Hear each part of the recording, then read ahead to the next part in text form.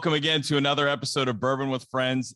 Just as our guest is kind of exciting and a little bit random, we decided to have our show be exciting and a little bit random today too. So obviously, I'm Paul. Thanks for joining us. We're presented by Not For Long Media. Never gets new saying that. I don't know. Is it old? New? Yeah, It's weird to say still. Never I don't know. New.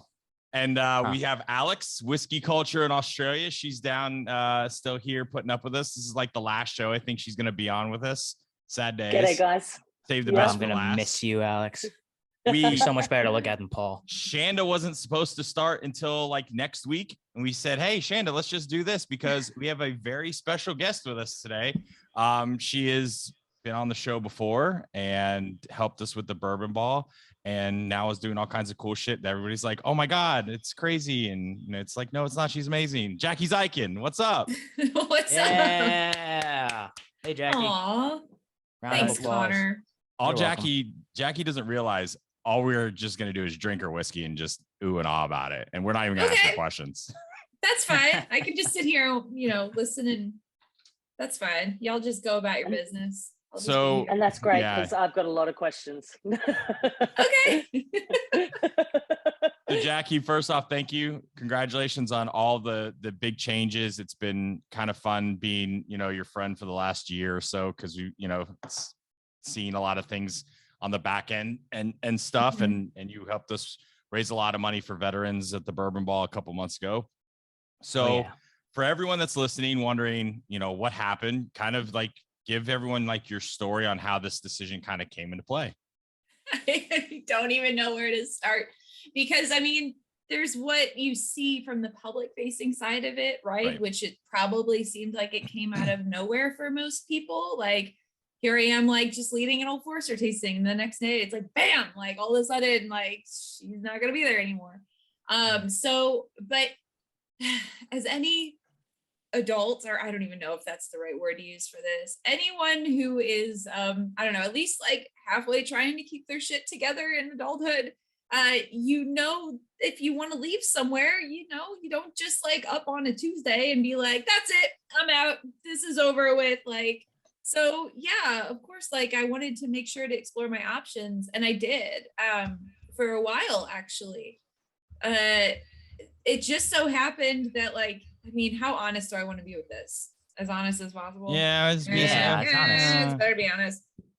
I put in my notice on the day that I did because that's the day at Brown Foreman that we get our bonus checks, and I was waiting until that check hit the bank. It's like I've done that before. You're gonna mail it to you, like it's fine. And I'm like, no, I'm not compromising any of it because I knew I had a couple of different options, and the one that I chose to go with, I knew was going to be an incredibly large pay cut for take-home pay immediately, but it was a great long-term investment. And so I needed that bonus check to make sure that, I could still like not move and sell my car and do all of those things. So that was important to me. So I picked June 15th. That's when our bonuses come out.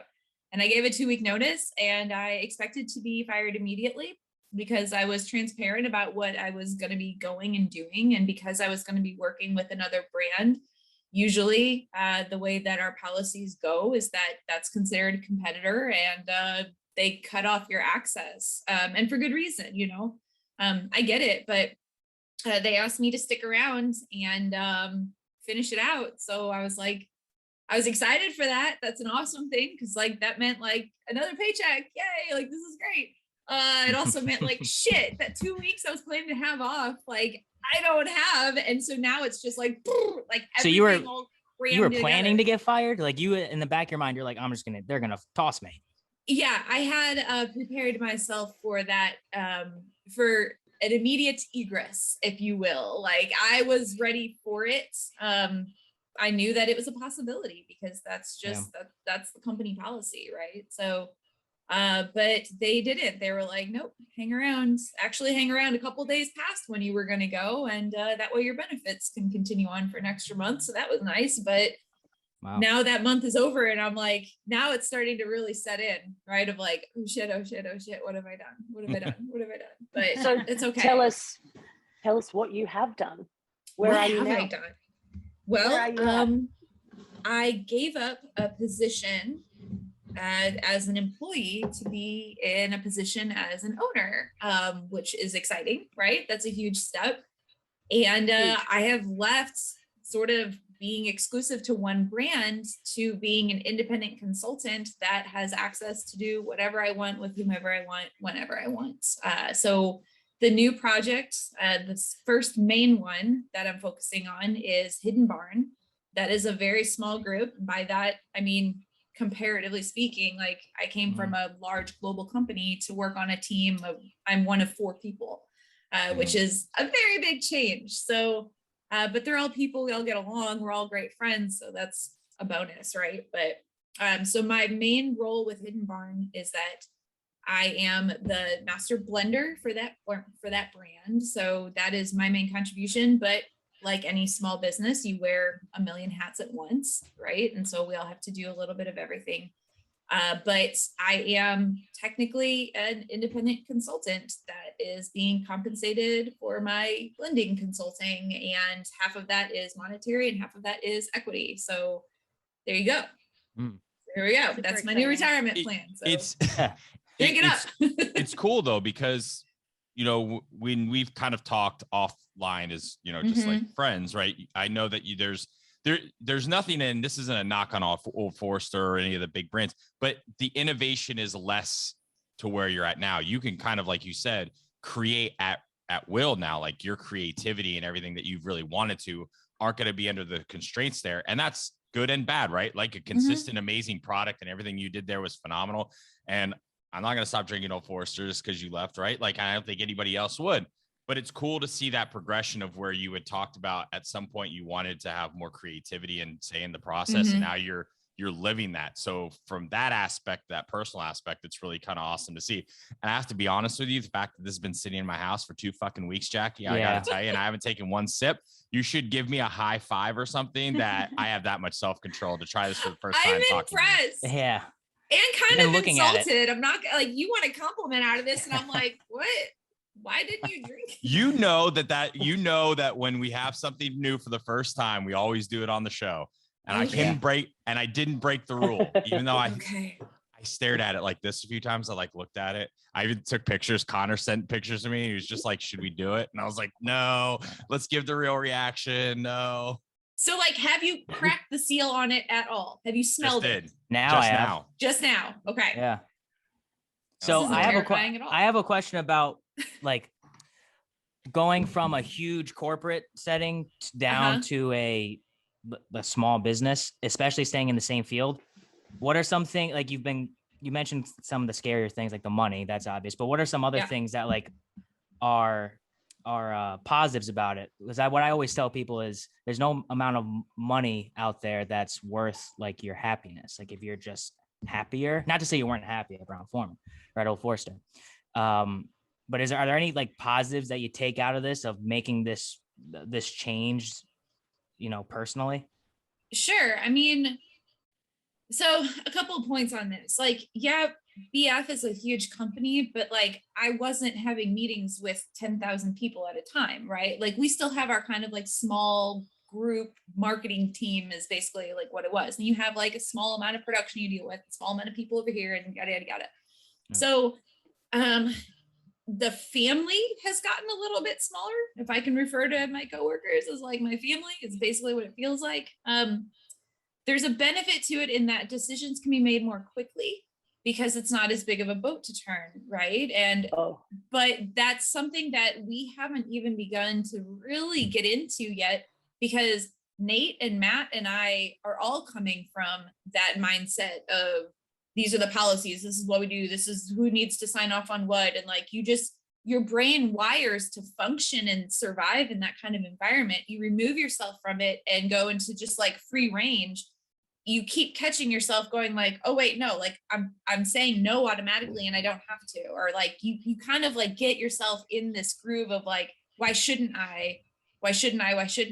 And now it's a total different phase of trying to shed that skin and just thinking, why should I? You know what I mean? Like you're thinking of it totally different. So it's very freeing in that, but that does everything in balance. It comes with a price, because at Brown-Forman, if I made a mistake or was about to, I had a buffer system there. I had, decades of experience cushioning me, keeping me from making those mistakes. I happen to be a person that kind of likes making mistakes though. So like, careful what you wish for. I'm gonna knock on wood with that one. It's not a mistake. It's not a mistake. It's a happy accident. That's what it is.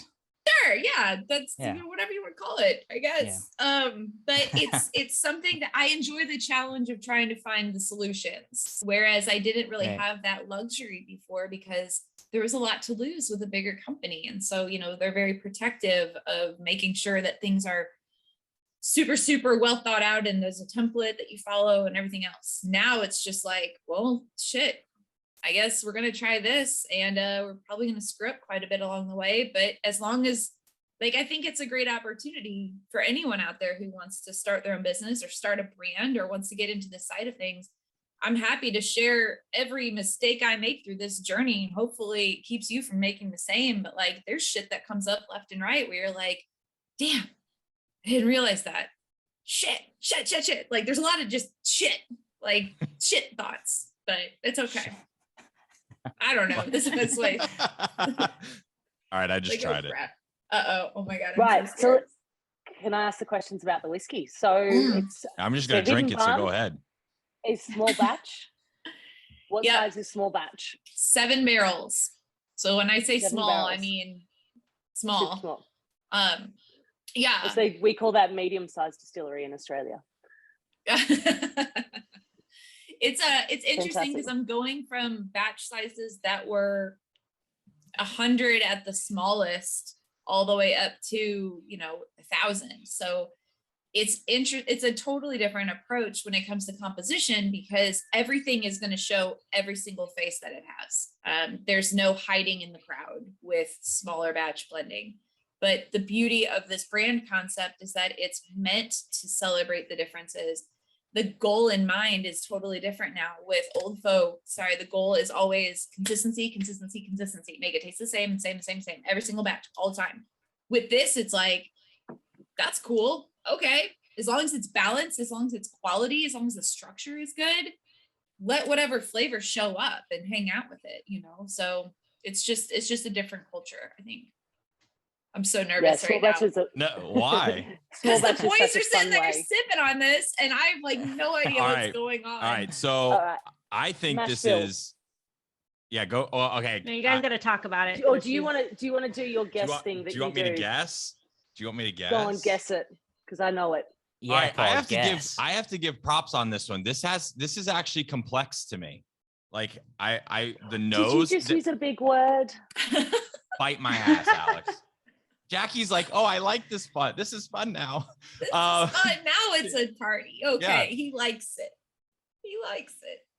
Yeah, of course. I actually really like it. Is it higher, more weeded? It's nope. It's either that or it's like really corn heavy. It is 70% corn. There's 20% rye in there though. Yeah, I was gonna guess a higher rye, but the thing is I get a lot of the barrel in it too. Like I get those really nice like oaky flavors with it, and so I'm getting like the sweet and the spice, which is really really nice, right? You like sweet and spice and everything. Look, Jackie's like she's like I made a bottle just after me. I'm sweet, spice, and everything nice. Look at that. Oh, Lord. And then confused and having a breakdown apparently. Okay, you drink enough of this, you get dazed and confused too. So it's perfect. But this is really good. I really like this. I've had your 117 too. I actually think this might be better than what you did with 117. It's very like grain forward. Am I allowed to say that? Can I say that? I don't want in trouble. Say whatever you want. It's your show. Connor, yeah, it's got a lot of grain nuance to it. And so there's two parts that this is entirely a different beast than Old Forester. Because this is all pot still. No column. Yes, this is the bit. This is the bit I wanted to talk about. Yeah, fantastic. Alex is like, let's get nerdy. Let's do the nerd stuff. So I may have missed it, but how long was it aged for? I don't know. Oh, this is 4-year-old liquid. Okay. So the grain is going to show through. But the grain shows through differently than just the way that you think of grain showing through for a young whiskey. Yes. it's very, very different when you're doing nothing but pot still distillation. And when you're doing everything at a lower range of proof points than you would when you're taking it off the column super high, going into the barrel really high. And it's almost like you're diluting it before you even get to the oak. And then that oak is taking a completely different presence than it is for a situation like this. So although it is 4 to 5 year old in the blend, I'm going to put it that way, it's going to show that grain character because it hasn't been stripped out of it at any point. And that's on purpose. I think with bourbons anymore, with the movement of ageism about like, oh, the older, the better, the more expensive, the better, the oakier, the better. This idea of tasting the actual grain profile becomes kind of like a negative thing to talk about, but it shouldn't be. That's part of the more beautiful elements of whiskey, is that like every part of that process should be present to show you. Otherwise, why didn't you just throw a bunch of vodka in an oak barrel and call it a day, you know? So yeah. We talked about that last week with like, sorry, go ahead. We talked about that last week with the grain profiles of like blue corn and yellow corn and what it brings through. And I think Australian whiskey is also really showing what young pot stilled whiskey can do. We've got 2-year-olds being compared to 18, 20-year-olds all around the world at the moment. It's climate, and I really think that the pot still distillation brings up a grain forward spirit. Yeah, it does. So I put a little water in this. And I feel like the rye really came out. Like I got more of the spice, a lot more. The oak, the barrel flavor kind of went away, which I find a little funny in that. But I mean, I like it. I get almost like it's like chocolate, cinnamon, like a little spicy kind of cinnamon. A lot of those baking floral notes, but that oak gives it a little bit of that chocolate, and it's got a full mouth to it. Like it's not dry. It really coats the mouth really well. So yeah, show's done. Good job, Jackie. Thanks. No, just kidding. This is definitely a fuck yeah. This is definitely a fuck yeah, by the way. It's definitely a fuck yeah. Absolutely. Oh, yay. This is very You guys good. need to have like a button for sound effect for when you like announce something as being a fuck yeah. Like, do you have the soundboard with you, Paul? Yeah. Well, play something. Oh god. Oh, not that is one. that it? Don't you have like a clapping one? I forgot which one it is. I just start playing all of them, and I think it might be this one. I don't know. Is that the clapping one? No, that's not a good one to play. Oh yeah, that's not it. That's bad. Whoops. Oh dear. We what gotta size get are the on pot that. stills? Pardon? What size are the pots? I don't know. This is a question for Royce. I get to play with it after it's been matured. So, and it's kind of nice to have that dynamic too, because I feel like with Old Foe, I was kind of like, no, not that I don't want to, but know every single detail, know every piece of history. What happened in 1935 with Old Forester? What's going on with this? Like, where did this come from? And that's good to know. But like, I get to actually sit back and just enjoy the parts of it that speak to me, because I've got this amazing mastermind who's up and coming in this industry to really rely on for all of that stuff. So it's awesome. And that means you guys have to do 2 podcasts with us, because now you have to do Royce on the show. Well, tell us about the team. Huh? Tell us about the team. Yep. So it's Nate Weiniger and Matthew Dankner. They are both out of Colorado, out in Denver. They're part of the 5280 Whiskey Society out there. Nate was the founder of that group. So that's kind of how I got to know them, is just really cool guys. Stuff. Huh? Really cool guys. Really nice. Very cool guys. Yeah. Very good humans, like ego negative, if that's even a term to apply to people anymore. Like they're just solid people. Like, and then the other partner is Royce Neely. And so the 3 of them had this already planned out and ready to go. I was a late joiner to the party because they didn't think that I would be interested in being a part of it in an official way. And I didn't think I was interested in that either. I was looking for another option that could kind of satiate my creative needs, but I was trying to go apples to apples. I was trying to find another big paycheck, another massive benefits package, another this, another that. I felt like I was going to take a step back if I didn't, but this just felt right. And everything about it was just like, okay, like this is happening.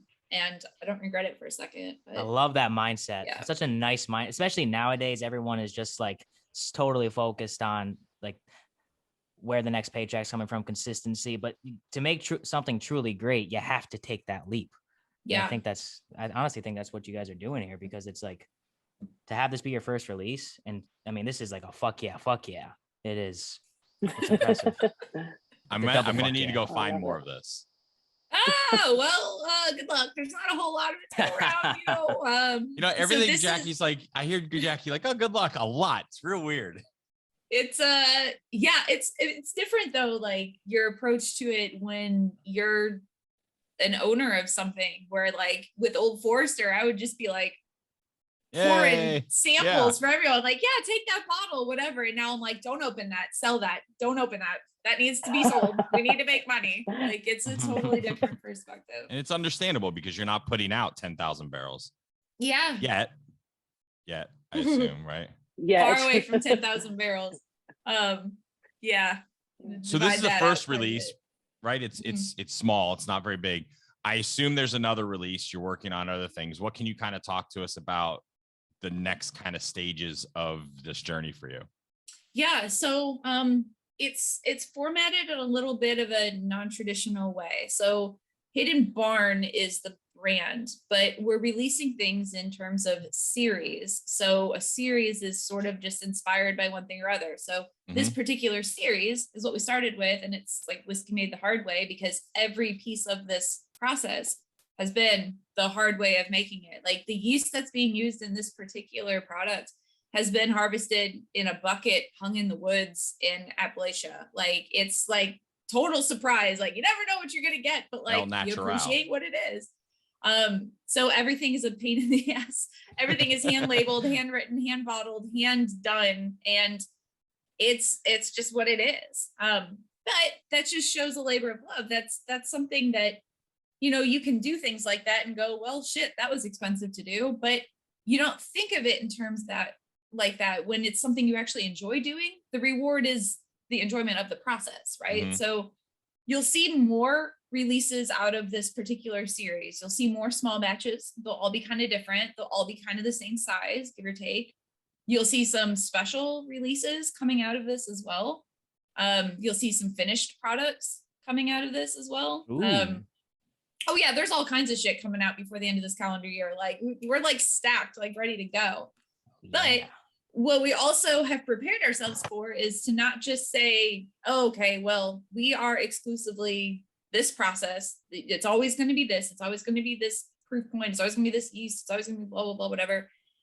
The bourbon world right now, as it exists, is such an amazing time. Like the whole category is ripe because at the very beginning of the boom, and people started taking interest. And then once, a couple of years go by where they can get their ducks in a row and actually open up a facility to produce, and then you wait 4 or 5 years for it to actually be mature, that is where we're at right now with a lot of these. There's all these tiny little small distilleries popping up that have really interesting products coming out that are very different, but just no one really knew what they were going to have at the end of the maturity period until now, right? So we've got tons of options to go and collect and be inspired by different ways of doing things.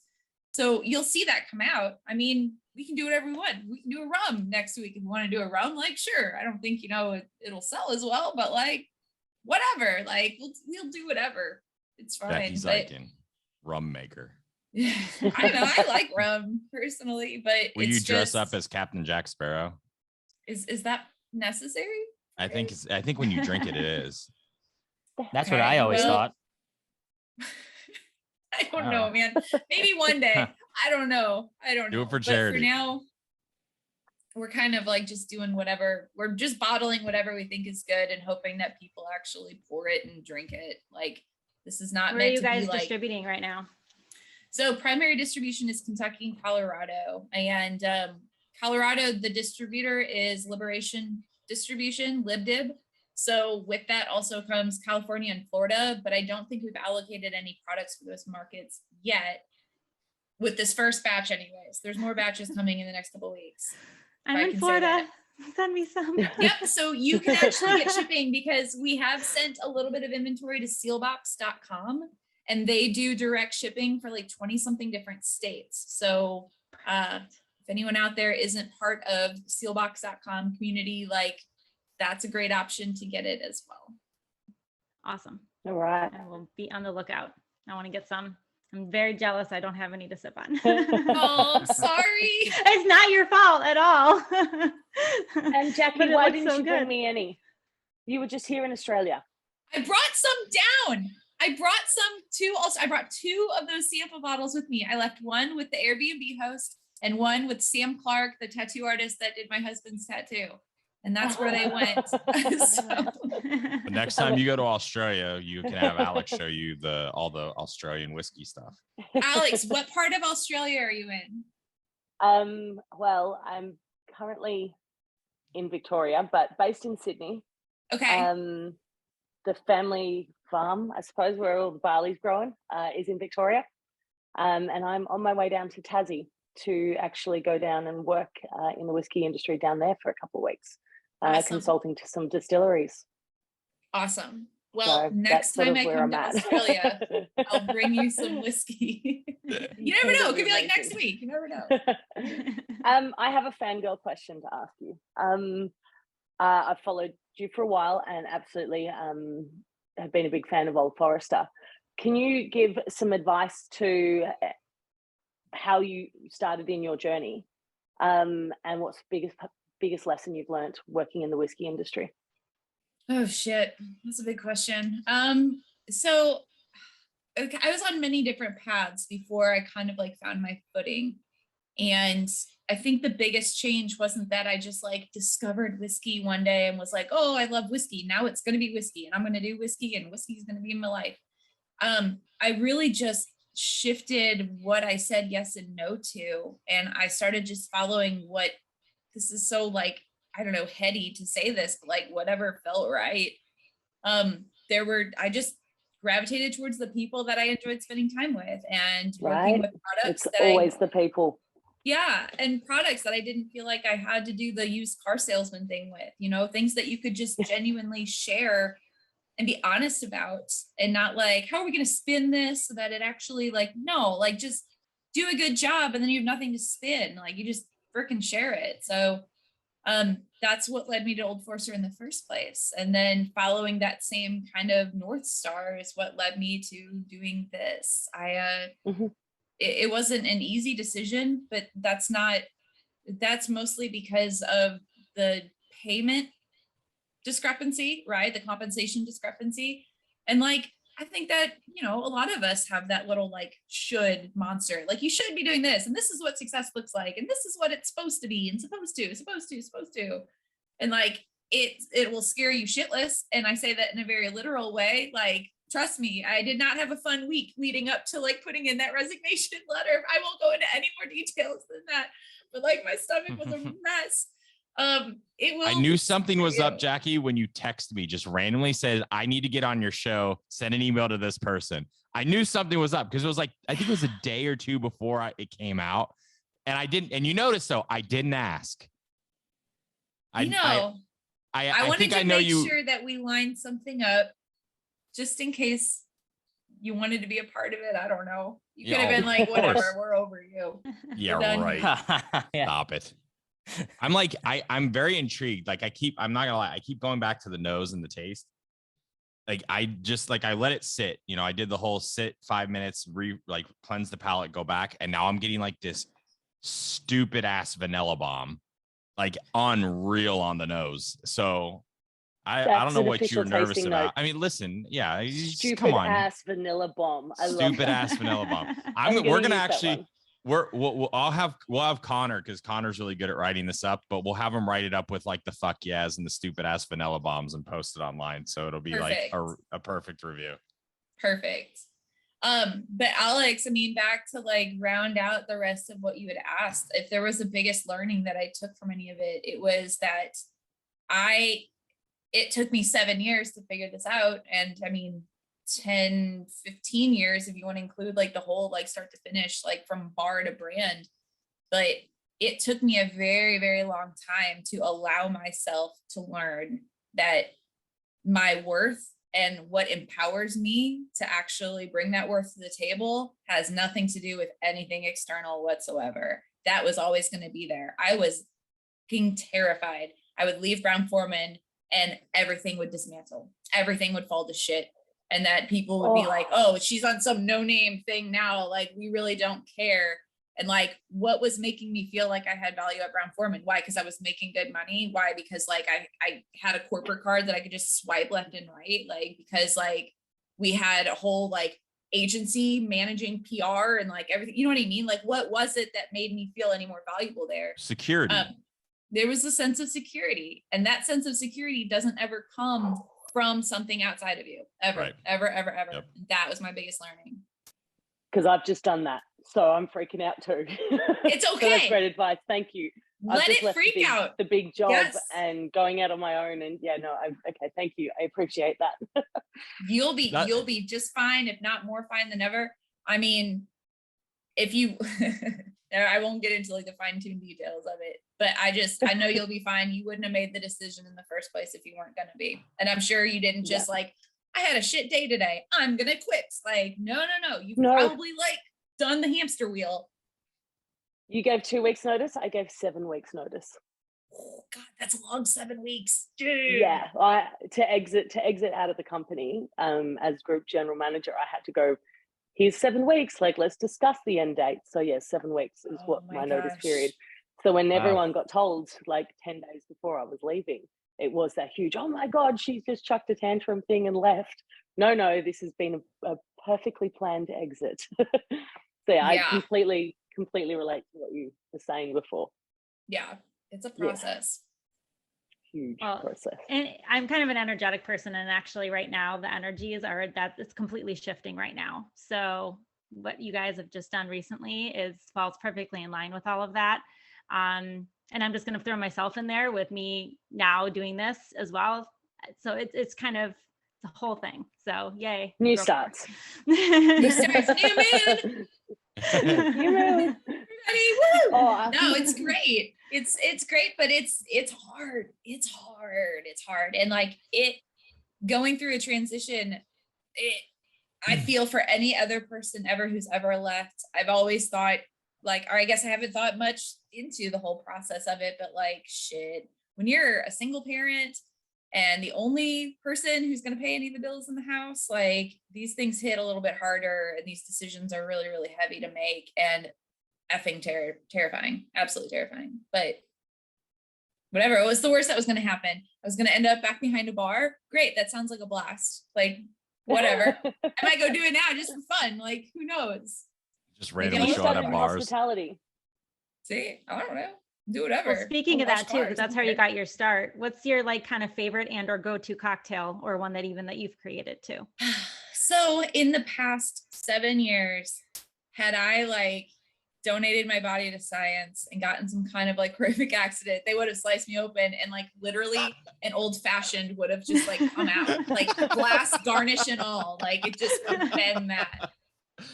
Because I love an old fashioned, but it was also like the flagship drink of Old Forester, right? And so now it's really, really interesting. I drink less than I ever have in my entire life now. I don't want to open the bottles that I have because that's a sale. Like I don't want to do the ones behind me. Like obviously not. Like one is for my mom and one is for the distributor for like a sampling thing we have. But it's different. I don't know. I used to drink a lot of tequila too back in the day because like that got my mind off of whiskey. But now it's just like, I don't know. I have other things. I'm hands down a Tommy's margarita girl. Yeah. It's great. There's a lot of fun stuff out there. And like, I don't know, I've sorely been disappointed by the non-alcoholic spirits out there. I'm just going to say that like, there's a lot of choices out there for non-alcoholic stuff. And like, I just still haven't found one that's got the viscosity that makes sense. Maybe I'll do a non-alcoholic. I'm a huge advocate of a Metamucil cocktail. Yeah. Instead of using water, you put soda water in there and you get your fiber and it tastes good. Yeah. You've never tried it. I'm not judging you, Connor, at all. I think that's great. Oh I think that's wonderful. Colon health is important. Okay. It is. It really is. Have you thought about combining kind of like what you're doing with this new project with like new cocktails, or like kind of really letting that explore, you know?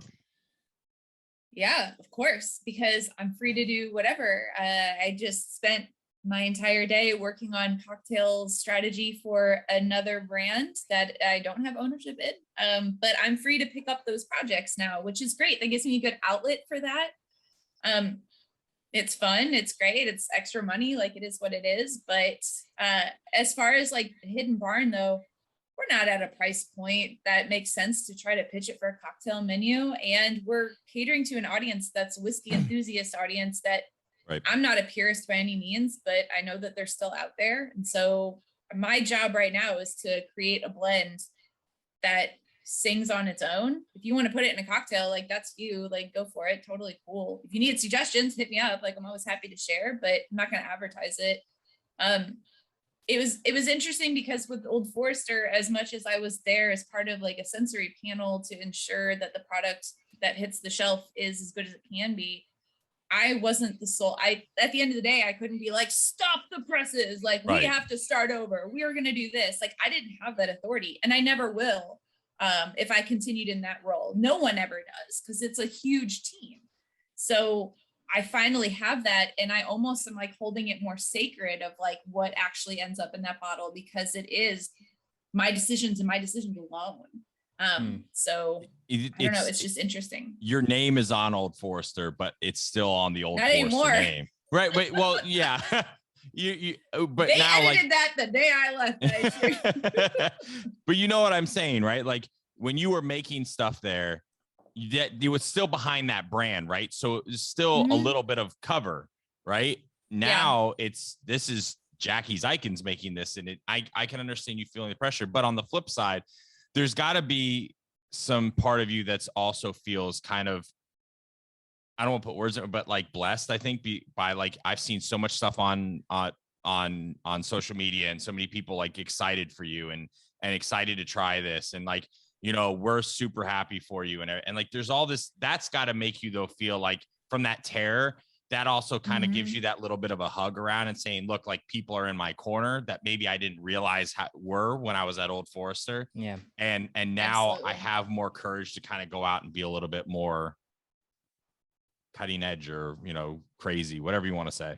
Yeah. I mean, you bring up a really valid point, and I definitely have had moments like that every day since I have decided to leave, of people coming out of the woodwork, and like people that I interacted with once, like in 2015, that are like, oh, this is awesome. I'm like, really? Like, oh, okay, cool. So it's a warm, fuzzy feeling, and it is a nice hug. But before going into this, I had to have a really, really sincere conversation with myself of, listen, no matter which way this goes, all I can do is my best. If people love it, they love it. If people hate it, they hate it. If people think I made a mistake, they think I made a mistake. But all that matters right now is what I think and what I'm doing with myself. And that sounds very selfish and egotistical, but it's not. So as much as I appreciate, welcome. Yeah, no, not that. Like, it's more that I very much appreciate and like have felt so much love in this process. But no part of that makes me do a better job. I'm already doing as good of a job as I can, if that makes sense. Like, it doesn't like affect it at all. It just love and makes appreciation, and people in your corner do something, and then you have to kind of deliver, right? There's the support, and then then you have to do the product that the support is almost, you know, that's where I think that drive from you comes in, right? Like what you're saying, you can have all the support in the world. Eventually, if the product doesn't match the support, it's not there. Obviously, Correct. The product matches support, because it's a double fuck yeah. This might be the first double fuck yeah in the history of Bourbon with Friends. And that's not just because Jackie's on the show, by the way. No. At all. People should realize that we're honest. This shit's good. That's why she said she was nervous, because she knew I would be real honest with her if I was like not a big fan. But I love this. Like, I'm not gonna lie, Jackie, like, this is phenomenal. I'm really excited for what you're doing. I'm excited to see what you do moving forward, because it's very, like, we did a blind tasting 2 weeks ago, and I, like, Connor and I are nailing like the mash bill and what it is and everything. And then when I can tell a good spirit when you can't peg it completely. And I'm not a super expert, right? Like I'm not like Fred Minnick and some of these other people that can probably tell you everything that's in it. But I think I know my stuff pretty well. And for you to have a spirit that's complex to the point where I'm either like it's either or because I don't really know what it is, that tells me that you're doing a really good job in creating a really high quality product that at the end of the day, who gives a shit what's in it? It tastes amazing, right? Like it doesn't, the mash bill to me doesn't mean as much. I know it means a lot in the grand scheme of it, but the taste and the quality and the things that it's doing and how many times I'm going back to smell it and I'm leaving the glass now empty so I can get that like that to me shows that you've done such an amazing job. And I'm as you know, a friend, as someone who's followed you for a long time, super proud of you and super like excited to see everything that comes from you going forward. Thank you. And I have to mention that like what's in that glass, my hands did not make. Like I painted the picture, but I didn't make the paint. You know what I mean? So like huge kudos to Royce for everything that he's doing out there. And like, he's like, I don't know, he's just getting started. And this is how good it is. Like that's something to really keep in mind. Like that's incredible. So yeah, they're good people. Yeah. I feel like we should ask questions to end it, or if we're even coming to the end, that aren't whiskey related. We should ask, we should not whiskey related. I have one on the top of my head, but I don't know if you guys have any. Okay. Does it have to do with fiber supplements? There's only one fiber supplement that I take, and that's Metamucil. Okay. Do they sponsor this podcast? No. Like, they do now. Are you trying to get them to? Because it's working. It's a whole thing, Jackie. Don't get them on it. Connor, are you just trying to act older for my if you don't stop, the next thing he's gonna do is take his shirt off and show his as he thinks ripped chiseled chest off as he's doing on live. You were about to say his Metamucil tattoo. Like, and I would have died. Would be amazing. Jackie, you just gave me an idea. You're welcome. Maybe in Scotland, Connor, where you can get him when we all get tattoos, you can get a Metamucil tattoo. Oh my God.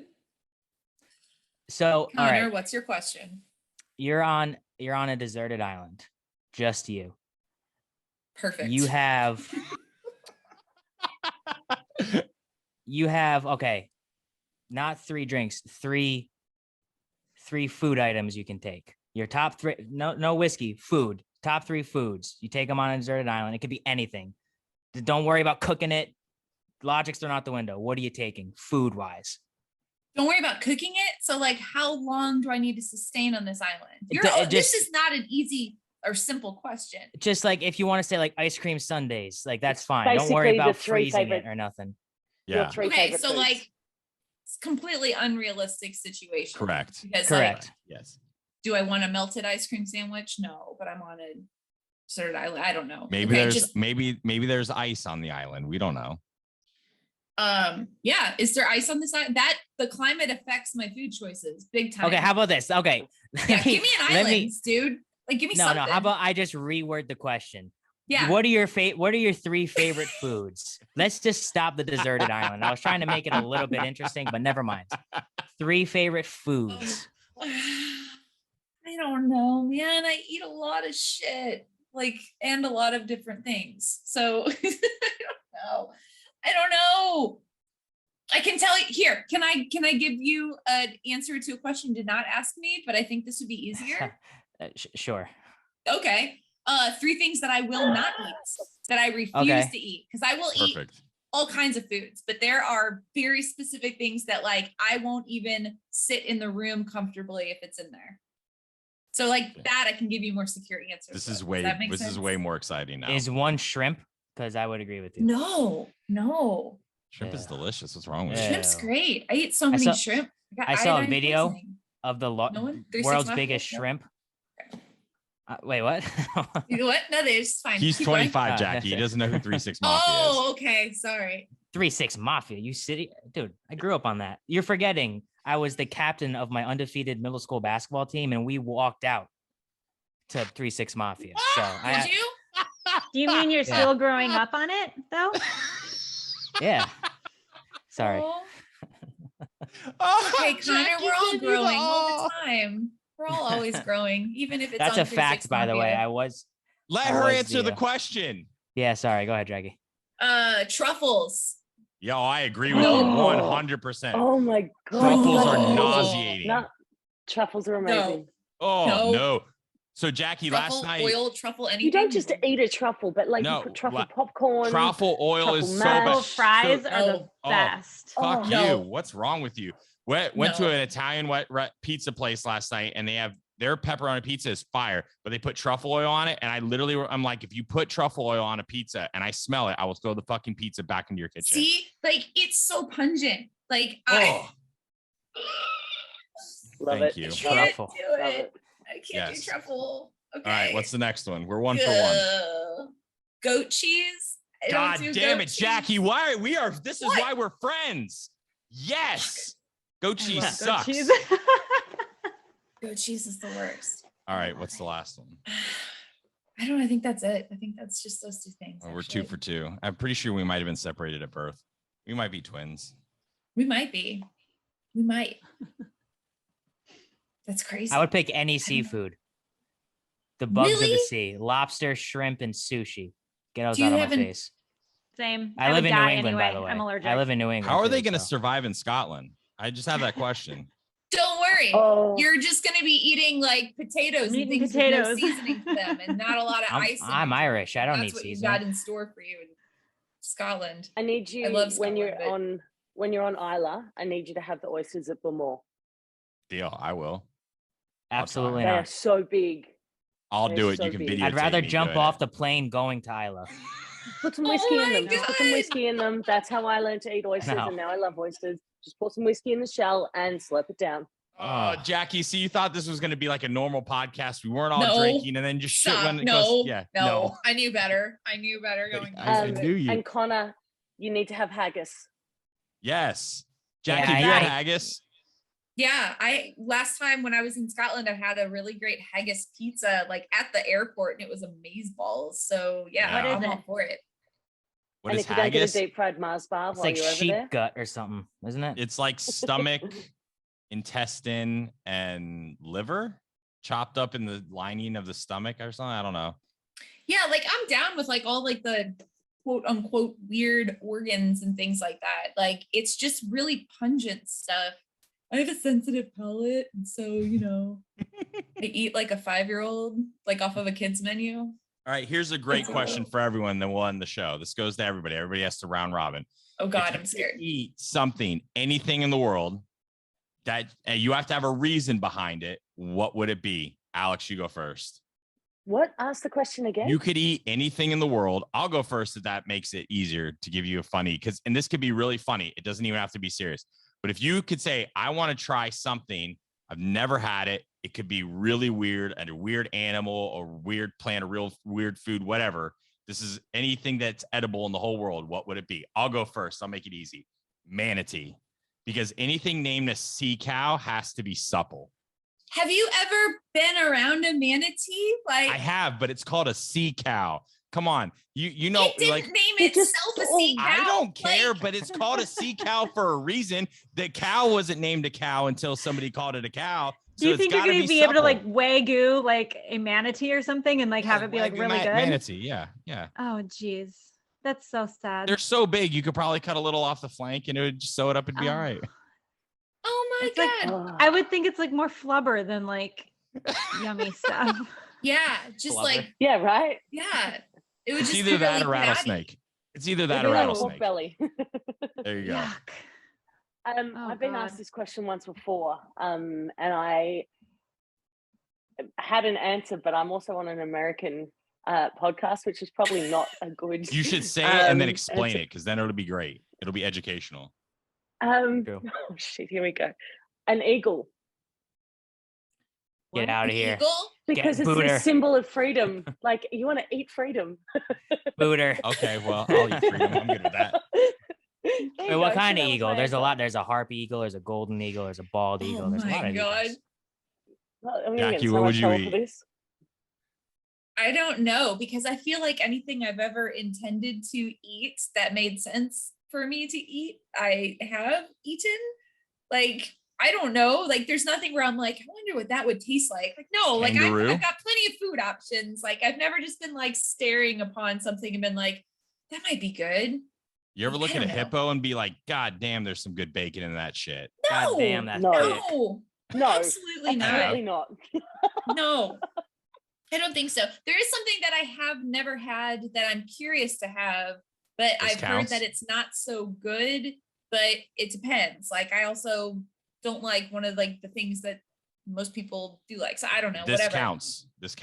Okay, this counts. Yeah. Bear. I want to eat a bear. Yeah. I have been told that it's not the most tasty meat out there in the world, but like, I'm curious. I've also been told it's how it's prepared. Yeah, just with like everything, elk. Right? Like, have you had elk? Yes. I've had really shitty elk and really good elk. Yeah, I've had elk quite a bit. But yeah, bear. I need bear. I think bear is the answer there. I like Shanda. What about you? I'm going to be boring and traditional because I've never actually had it, but I've never really had any shellfish because I can't. So I would actually love to have it. That's actually a cute story. Like, I can't have it, but I really want it. Yeah, I've never had lobster. I've never had oysters. I've never had mussels. I've never had what are those little things? Clams? Scallops. Never had those. Scallops. No, scallops. All right, easy Aussie. I love that. I love that. You know, they used to feed lobsters to prisoners back in the day, right? Because they were considered bugs. And it was considered cruel and unusual punishment. I mean, I can understand, like, just so you know, but for everyone that likes lobster, make it so good now. I've only had shrimp. They'd be like, and it didn't end well. Don't feed me. Alex would be like, this is the worst prison. I know, right? Oh my God, Jackie, thank you for coming on the show again. I'm sure Hold this on, won't be the last time. Connor didn't answer. What about Connor? Oh, sorry. I don't know. Connor talked a lot in circles, and he was just going to say Metamucil anyway, so it's yeah. No. Mine's going to be short and sweet. I would eat a cat because fuck cats. What? Why? Cats now you can end the show. There's the soundbite for the show. Oh my God. That's the best way to end. Just shockingly raw. That's typical Connor. Jackie, tell everyone where they can find you, find your new brand, all that good shit. Yeah. So if you're curious about my musings, I am Instagram heavy, I guess. So at Jackie Zykan, all one word. Follow Hidden Barn, please. Keep up to date on stuff. That's at hidden_barn. And then, of course, hiddenbarnwhiskey.com is going to give you all the information. Try to be as transparent as possible with everything that goes into that bottle. So if you taste it and you're like, this is weird, I've never tasted anything like this before. Bonus, that's great. But also, hopefully that transparency helps you on your whiskey journey to learn kind of what these different production processes yield. So it'll be good. It'll be good. Kentucky, Colorado, primarily. Sealbox.com if you need shipment. We'll put all that in the show notes. And by the way, I want to say quickly, you mentioned your husband a little earlier in the podcast. Congratulations. You just got married. Congratulations. Thank you. Yeah. That's awesome. It is. Congratulations. Thank you. I quit my job. I started a company and I eloped all on the same day. So yeah, just, being efficient. That's a day. Wow. Yeah, it was. Jesus. Well, I want to be Jackie when I grow up. No, my God. Don't do that to yourself. Jackie, thank you so much for joining us. And remember, a Bourbon with Friends can change the world. Let's go.